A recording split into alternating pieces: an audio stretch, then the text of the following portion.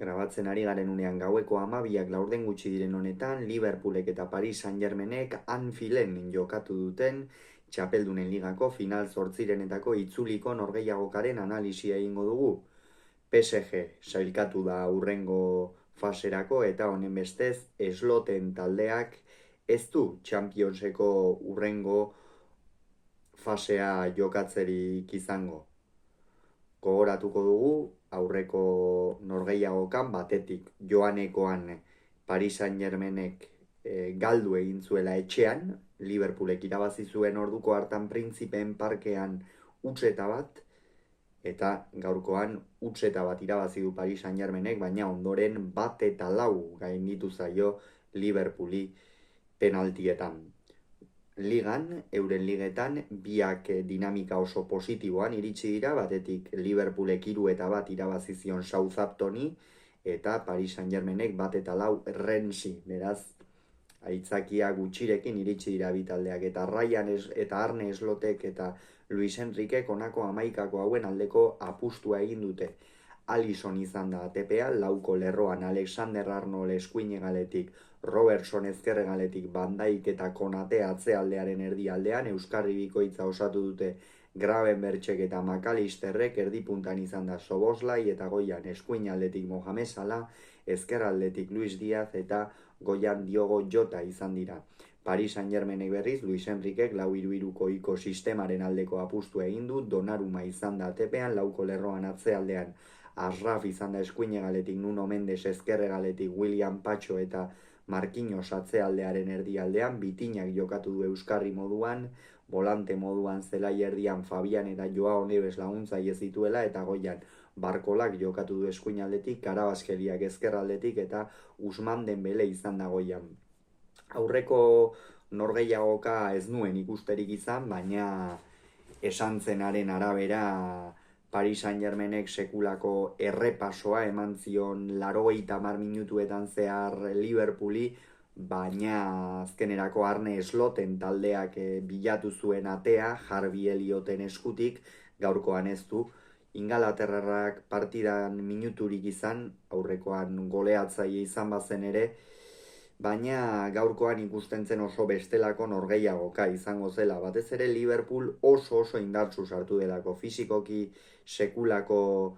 momentuan dago, Arne Sloten taldea, Salah, Luis Diaz, egaletan ere Robertson eta Alexander Arnold bala bat bezala irteten ziren, Soboslai bera ere oso aurreratuta eta oso parte hartzaile ikusi dugu, eta benetan hasierako minutu horietan Liverpoolek ikeragarri estutu du, baina bazuen hankazulo bat ere izan ere, Paris Saint-Germainek baloia hartzen zuenean trantsizioak oso azkar egin ditu Luis Enriqueren taldeak, egia da, eta urteetan gertatzen ari zaion gauza bada talde frantziarari, une zehatzetan eraginkortasun falta handi xamarra dutela, eta hori gerora faltan botatzen dute. Kontua kontu oso azkar aurreratu da Paris Saint-Germain, izan ere eskuinaldetik Barkolak sekulako lasterkaldi egin du, hor Robertsonek apur bat marka galdu egin du, esan dugu batez ere Liverpoolek baloia galtzen zuenean atzerakako trantsizioetan eta gaurkoan asko sufritu du, Paris Saint-Germain oso bizi ibili da, Liverpoolek erritmo askoz ere altuagoa sartu duela esango nuke eta jokoa dominatu, baina Paris Saint-Germain ere etzen txiki geratzen eta Barkolak eskuinaldetik baloia hartu, alboko marra bilatzera joan da, bitartean Usman Dembelearean sartu da, Konateri iritsi zaio baloia, baina lurretik ezin izan du aldaratzea egin, eta ondorioz Dembeleri atearen aurrean bakarri geratu zaio baloia, bultzatzeko soilik, eta frantziarrak sasoi batean Bartzelonan aritutako jokalariak ez du barkatu. Hutseta batekoa zen, Paris Saint-Germainentzat oso garrantzitsua izan da gol hau, izan ere esan dugu bezala partida hasieran Liverpool oso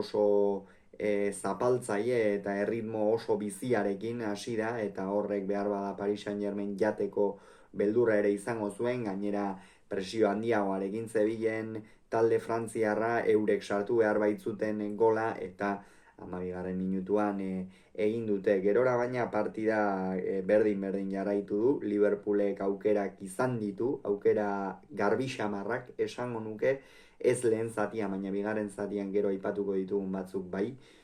eta pixkanaka, geroz eta parte hartzaileago Mohamed Salah egia da behar bada izkin egitea eta arean zuloak bilatzea apur bat kostatu zaiola gaurkoan Egiptoarrari, Luis Diazi ere beste horren beste,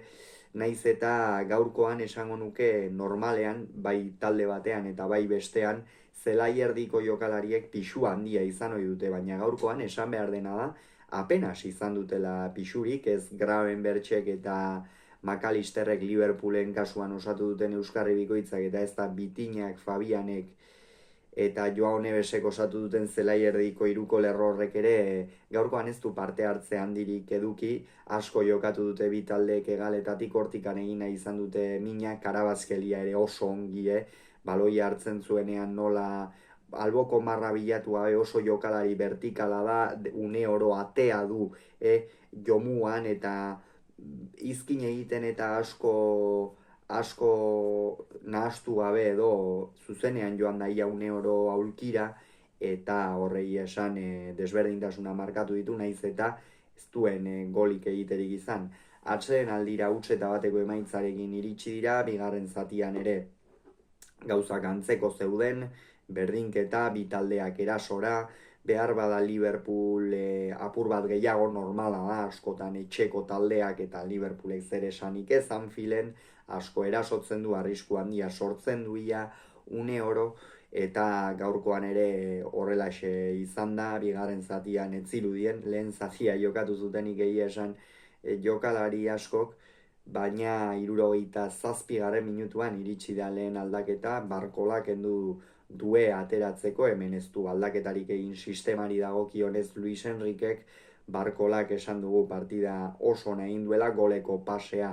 berea izan da, naiz eta ez zuzenean gaurkoan eta demoraldi honetan zehar ere beste aldean jokatzen ikusten dugu, eskuin aldetik lehen urtean Usman Dembele eta Kylian Mbappe taldean zeudenean ezkerraldetik jokatu ohi zuen, hortikan ere errendimendu ona, baina esan nuke oraingoan bere hanka onaren aldetikan edo beste izkin egiteko modu bat eta erritmo aldaketa biziagoa duen jokalaria dela eta alboko marra bilatzean behar bada abantaila gehiago ematen diola horrek eta hori ikusi da Paris Saint-Germainen golean, hori bai apur bat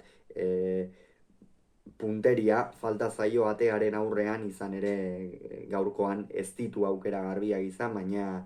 pixkanaka gaztea da oraindik eta baina oso interesgarria den jokalaria eta oso interesgarria den ere due.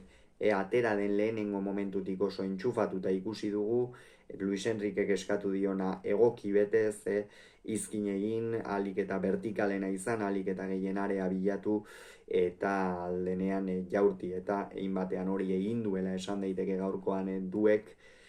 baina berak ere arrakasta handirik gabe alere partida oso ona jokatu du, tarteka kanpokaldetik, tarteka barnekaldetik, Karabazkeliarekin ere askotan postua aldatuz, askotan Karabazkelia eskuin aldetik sartzen zen, beste batzuetan due, eta horrek ere noski Liverpooleko atzealdea nahasi egin du. Eta 72. Minutuan min hartu du Alexander Arnoldek, Liverpooleko eskuin egaleko jokalariak, partida oso ona egiten ari zen, Liverpoolen bai Robertson eta bai Alexander Arnold egaletan, atzealdeko bi egaletan jokalari oso garrantzitsuak eta urte asko daramatenak dira. Alexander Arnoldek gaurkoan gainera partida handia egin du, esango nuke erasoan eraginkorra izan dela, naiz eta behar bada Liverpoolek arean ez asmatu izan du, aukera garbi bat hor Donnarumak eskuarekin atera duena, baina gaurkoan sariri gabe min hartu du gainera eta Kwanzaa atera da. Kwanzaarekin ere ez da asko aldatu, esango nuke Paris Saint-Germainek berdin jarraitu duela erasoa, baina Kwanzaak ongi babesten zuen eta hori baliatu du gainera Arne Slotek, Diego Jota kendu eta Darwin Núñez sartzeko. Diego Jotak esango nuke partida oso diskretua egin duela, gaurkoan Laudorioak eta bai Mohamed Salak eta bai Luis Diazek eramango dituzte, horrek esan nahi du Liverpoolek behar bada ez dituela aukera garbiak sortu, naiz eta fisikoki oso sendo daudela erakutsi duen talde gorriak, baina gaurkoan hori falta izan zaio eta Darwin Núñezek ere ez dio hori eman, ez ditu aukera garbiak sortu, denbora osoan bai Sala eta bai beste aldetik Luis Diaz ari ziren Szoboszlai ere desente sartzen jokoan eta oso implikatuta, baina kasu honetan Darwin Núñez aldaketa ez da eraginkorra izan eta azkenerako hutseta bat amaitu da, hor aukera garbi bat izan du, esan dugu zutoin bikoitza eman du Liverpoolek une batean Alexander Arnolden jaurtiketa baten ostean eta aldaratzea oker espaldimanago Szoboszlairi etorri zaionean aukerak izan dituzte, baina Donnarumma handi batekin ere topatu dira, partida oso ona egin du gaurkoan italiarrak, halako egunetan ikusten dira atezain handiak eta ikusi da gaurkoan Donnarumma horietako bat badela inolako zalantzari gabe. Eta 80. minutuan jada penaltiei luzapenari begiratuz, Marquinhos kendu du Luis Enriquek eta Beraldo sartu, Marquinhosek txartela zuen, eta logikoki aldatu egin du, eta azken minutu horietan,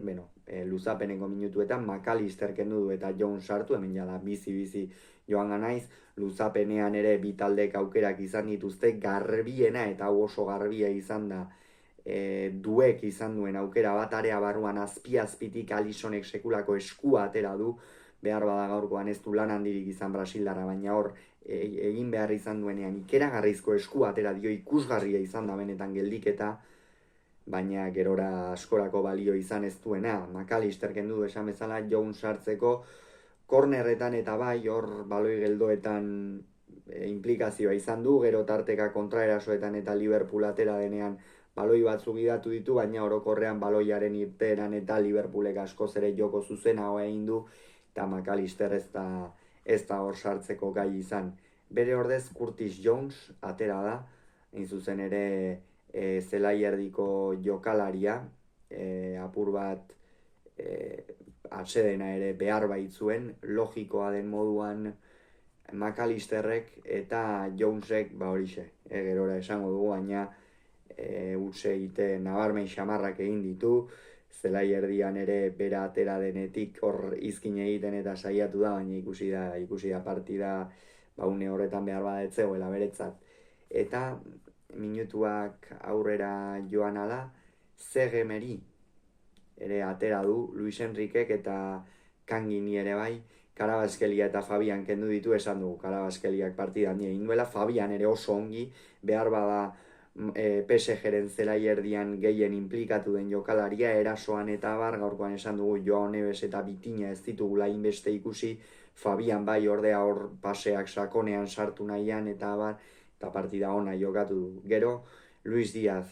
kendu du, Gapko sartzeko, Luis Diazek ere esan dugu partida ona jokatu duela, ezker alde horretatik Kolombiarrak burua usteak sortu dizkio Paris Saint-Germaineko atzealdeari, baina saririk gabe honek ere. Eta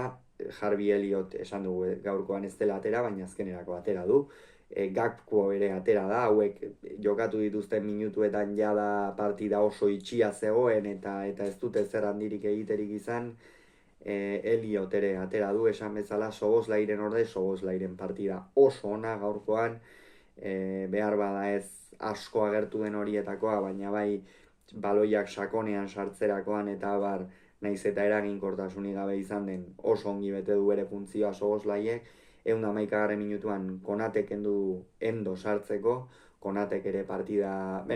ez ona, izan ere golean erru handi xamar bat badu naiz eta oso behartua den, eta azkenik Joao Neves kendu du Gonzalo Ramos sartzeko, ja penaltiei begira, Joao Nevesek esan dugu gaurkoan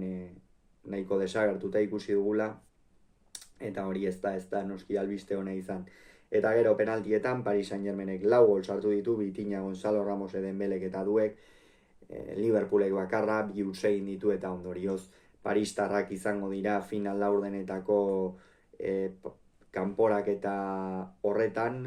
Luis Enriqueren taldearentzat handia da hau, izan ere lehengo urtean finalerdietara sailkatu ziren eta bertan Dortmundek bota zituen, aurten beste aukera bat izan dezakete finalerdi horietan sartzeko, baina oraingoz final laurdenak izango dituzte, baina balentria handia esan bezala Paris Saint-Germainek lortu duen. Hauxe beraz esan beharrekoa, hurrengoan gehiago izango zuen, bitartean izan agur.